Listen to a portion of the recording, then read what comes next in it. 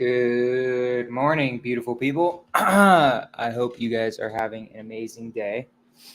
This is Cashflow and Coffee. I'm your only host today. Tyler is right now driving, so it's just going to be me answering all of your questions about what's going on, what's happening in the world, all that good stuff. If you're on Instagram, come on to YouTube. That's where the real show is freaking happening.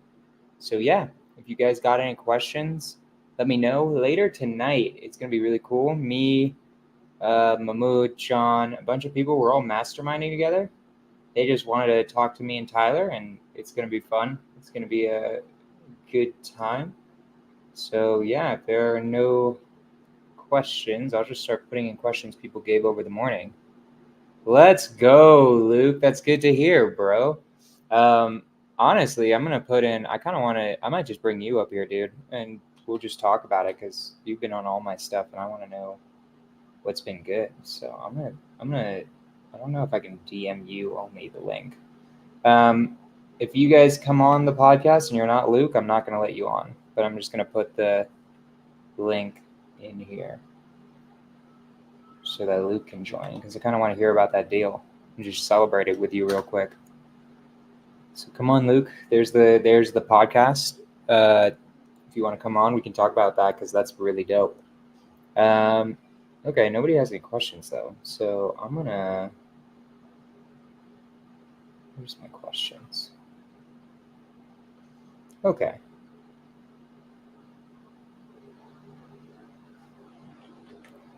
Nobody has any questions. What time is that mastermind talk? 5 p.m. MST.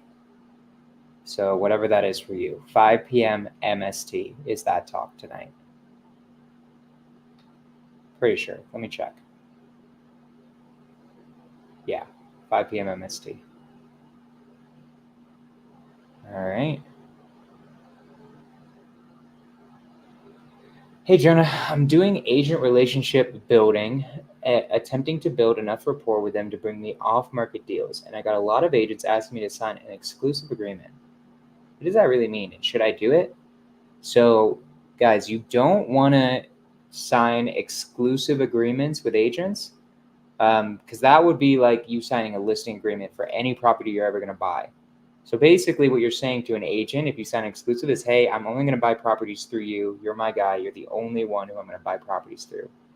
What you want to do is you want to sign a non-exclusive one that's only for certain properties. So I've signed ones where it's like, hey, if you bring me a property, I'm going to use you, right? And we have that in writing. Or for a certain property, I might sign one, right? But don't sign an exclusive one because you're not exclusively working with that realtor, and then there are expectations that aren't being met there, right? So yeah. None of you guys have any questions? I got 5 people on here. I'm gonna just keep answering past questions if we do that. What's up, Harvey? What's up, Zane?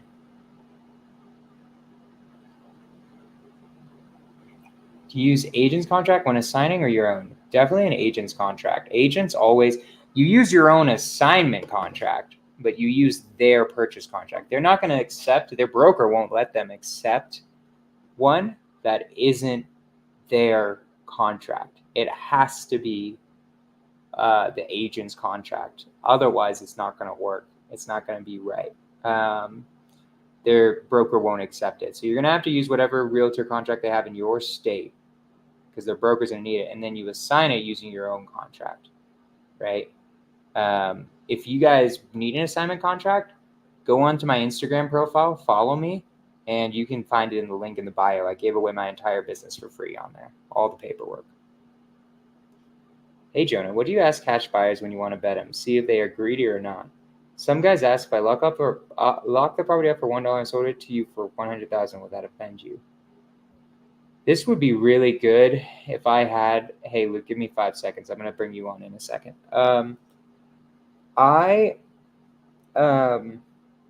This would have been a really good Tyler question. How I vet them is I don't vet them. I just see if they buy earnest money, put earnest money in, and then have that. How I vet them is by the way that I found them. I find them through tax records. That's my exclusive way that I find buyers. So if I find buyers only through tax records, that means they've had to have flipped a property, which means that's the way they have to do it. But buyer starts giving me shit over something like this, like how much I'm making, then I just never work with them again. Simple as that. That's how I do it. Luke, my man. Hey, what's up, Jonah? How are you doing? You got your first deal, bro? Well, closed, right? So I got Closed. so I got it locked up right after the mastermind, like the Monday after the mastermind. Nice. I got it locked up. And then I was working with Helena with it. And then we got that. Yeah, so it was getting sold no matter what then. And so, yeah, I got that closed and everything assigned, and then got the second one Saturday, actually. Hell yeah. Tell us the story on the first one. Tell us the whole story, how much you're making, all that good stuff. Yeah, so the first one, let's see here. I mean, I just got it with agent outreach, right? Yeah.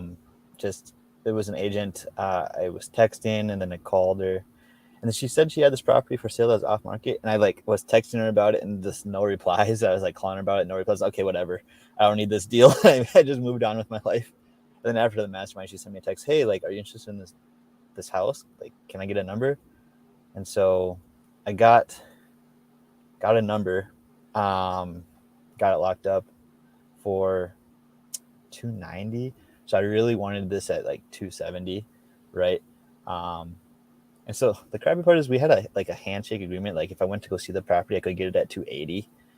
But then they just upped it on me anyway. I was like, okay, whatever, there's nothing I can do about it.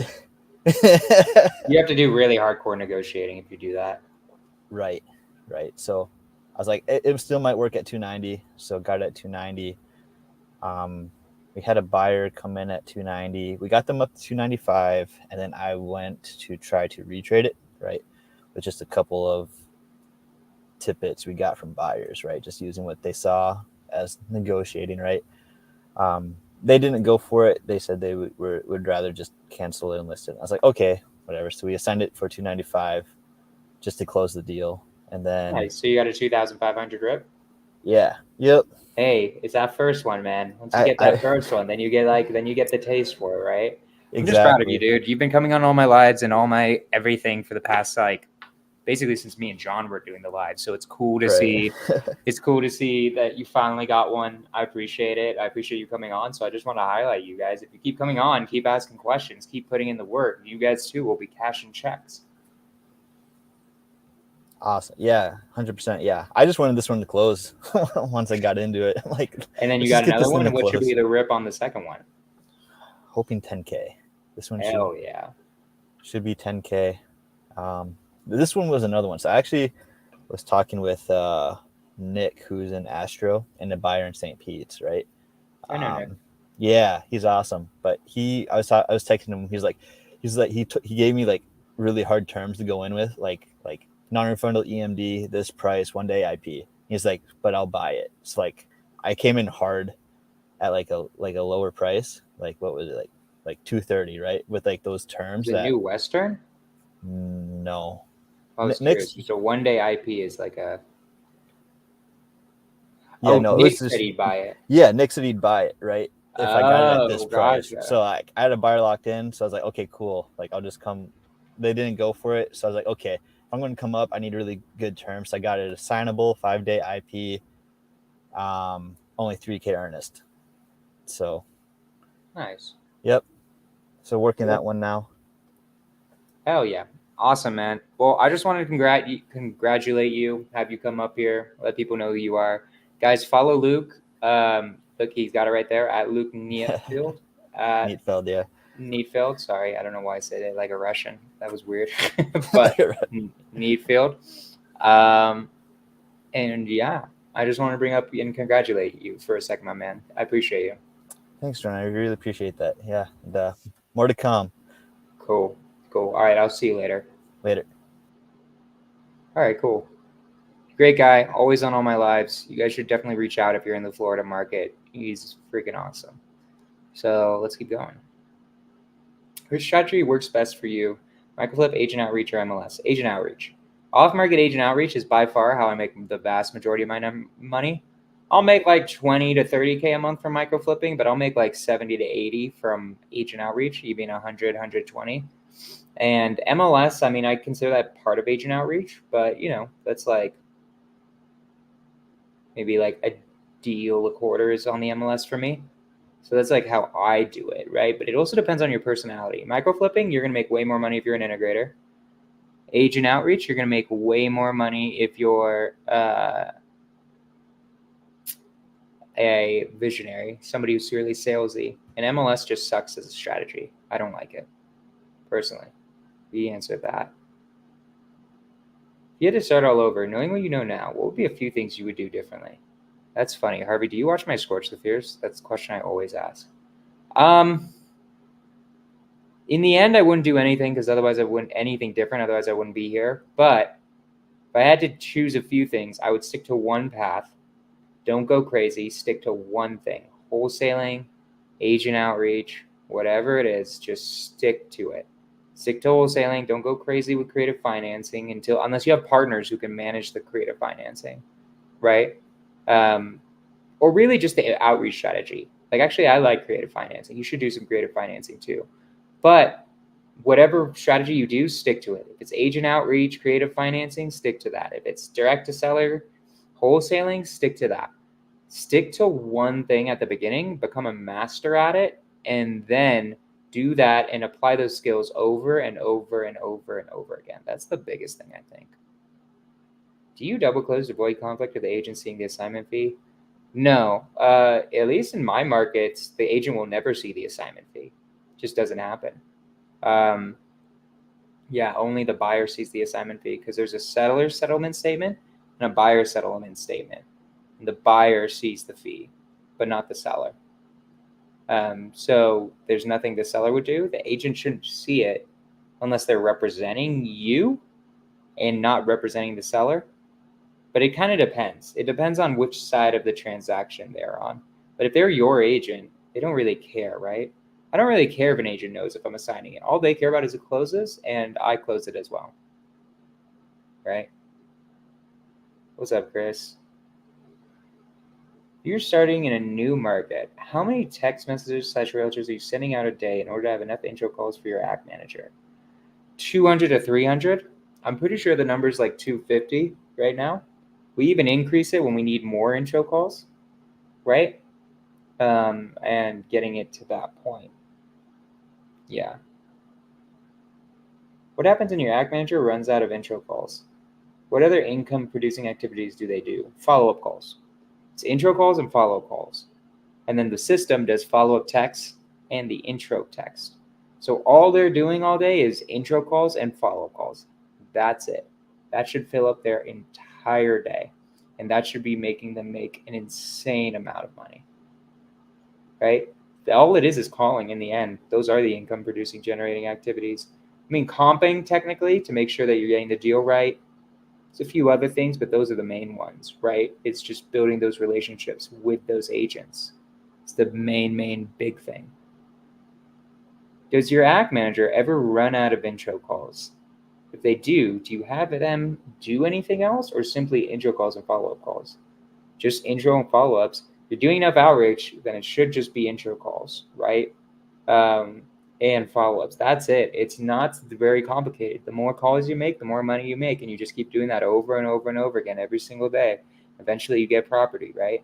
It's much simpler than people think. It's just keep doing that over and over and over and over and over again.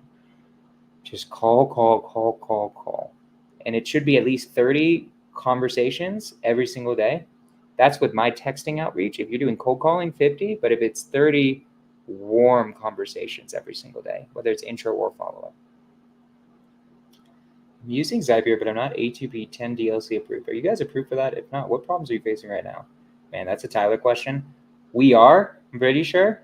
You'll get blocked more if you don't become approved. That's what's going to happen.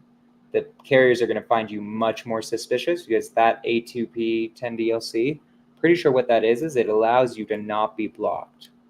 It's showing like, hey, I'm a business. I'm doing real business. I want you to know my info. Here it is. Don't block me from my text, right? I'm not trying to hide. I'm not trying to scam. That's what you're telling the Twilio and the carriers. And to get approved for that, it's a lot better than if not. It doesn't usually take that long. It usually only takes like 2 days, 3 days max. So don't worry, it's going to happen. Just curious, on Dispo, what do you do when a wholesaler doesn't want to assign it to you, then assign it to your buyer? This wholesaler wants to assign it straight to my buyer and cut me in a fee.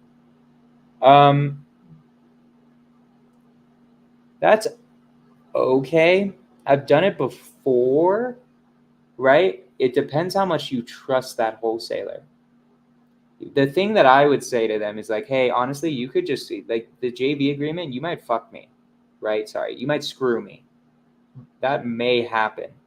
The only way I'm legally protected is if you assign it to me, then I assign it to them, right? Because then we send in 2 assignments. There's 2 assignment fees on the HUD. I can't be denied my fee. I'll do it for paperwork's sake if I trust the wholesaler a lot and they just want to do it real quick. Like if it's a really good friend of mine, I'll be like, yeah, sure, I don't really care that much, right? That's what I would do. And I would just be like, what's the difference for you as the act wholesaler? For me, it's that you could legally screw me out of my fee, right?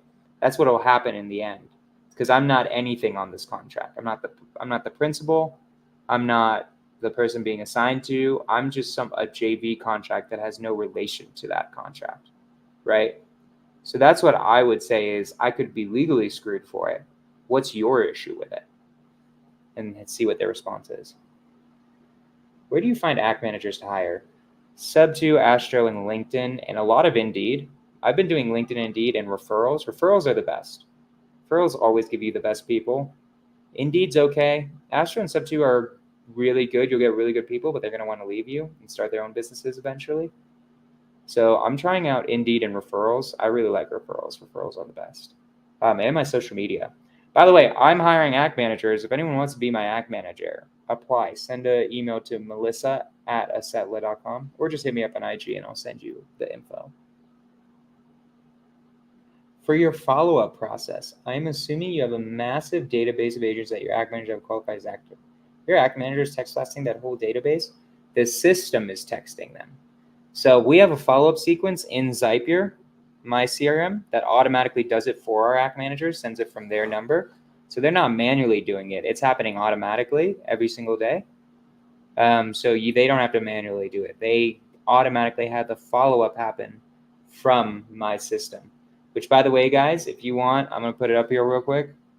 Sign up if you don't have it already. Zapier, it's the best agent outreach CRM out there. It'll easily 10x your business, I guarantee it, because it's automatically following up for you. It has Dispo in it. It has micro flipping in it. It has everything you could possibly need to make 100K plus per month business. Are they individually calling them? I've been following your business model and agent approach, and we already have close to 2K agents and are qualified active agents. Amazing. They only call them when we close the deal with them and when they have a deal right now. So if it's an agent that I've never worked with, but they have a deal right now, that's when I call them. Otherwise, everything's through text. So there's the intro call, which is to qualify them. You're already talking about once they're qualified. Once they're qualified, you only call them when they have a property. Or if you close a deal with them, I follow up through calls now. I'm just like, hey, how you been? It was so great closing blah, blah, blah with you. How you been? Blah, blah, blah. Got anything new? That's what I do, right? So those are the only 2 times you call agents after they've been qualified. How do you follow up with them? Text messaging, for the most part, unless they have a property or you closed with them before. Then I follow up via phone calls, right? That's like what I do. We got 15 people on here. What a crazy, man, you guys really don't like Tyler, huh? This is the most we've ever had on here. And it's because Tyler's not on here. Look at that. These guys were scared that my buyer fell out, that I'm stuck being assigned to them. They would think the assignment would just be canceled immediately if my buyer fell out. Yeah, just say like, oh, just put in a clause that if I don't deposit EMD, or if my buyer doesn't deposit EMD within a day, then it'll be canceled. I would ask, how does that make any difference if you assign it to my buyer? Wouldn't you be stuck with my buyer in the same regard? if you just assign it to them directly, it doesn't make a difference. But you should have in your assignment clause saying, hey, if I don't deposit EMD in a certain amount of time, then this contract is null and void. And that's how you should do it, right? So, yeah. Got it. Thank you. Haha. Or do they like me? Maybe that's it. Maybe Luke is the secret sauce. Maybe I should just bring on Luke every single time. He should just be the new co-host, much more than everybody else. That might be it, Luke. That might be it.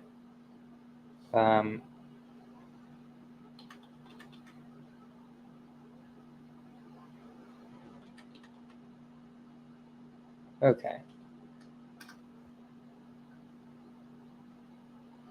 Can you please tell me, when you are calculating comps in NorCal and SoCal, what do you estimate repairs per square foot at? What dollar amount do you generally calculate at? I'm practicing my comps. Any help would be awesome. So this is really a Tyler question. I don't even really do it that way. How I do it is I just do a percent of ARV. If I think there's a certain percent of ARV I should be able to sell something at, then I just sell it at that. If it's 70% in a certain area, then I want to do it at 70%. If it's a normal fixer, depending on repairs and stuff like that, right? So that's just how I do it. I don't really do the price per square foot. I just do a percent of ARV, and that will just take you time. If you're in NorCal or Colorado, I'm able to do it just like that. And yeah, you guys should let me know because we could do deals together. All right. I don't really have any more questions. I'm okay with a short one today because I got a lot of stuff to do. I appreciate you guys. You guys are awesome. We'll be back next week. Today, 5 p.m. MST, we're going to have a cool mastermind sesh with the Snap Flip guys and me and Tyler. So it's going to be awesome. We're going to be killing it. It's going to be a really interesting conversation where we really go. I'm curious what they're going to ask us about. They want to ask us a mastermind, and they're curious. This is what high-level people do, is they ask each other high-level questions, and you guys are going to get to see that live tonight. And I'm just going to pretend you guys aren't here, and we're just going to have a great session. I appreciate y'all, and I'll see you tonight.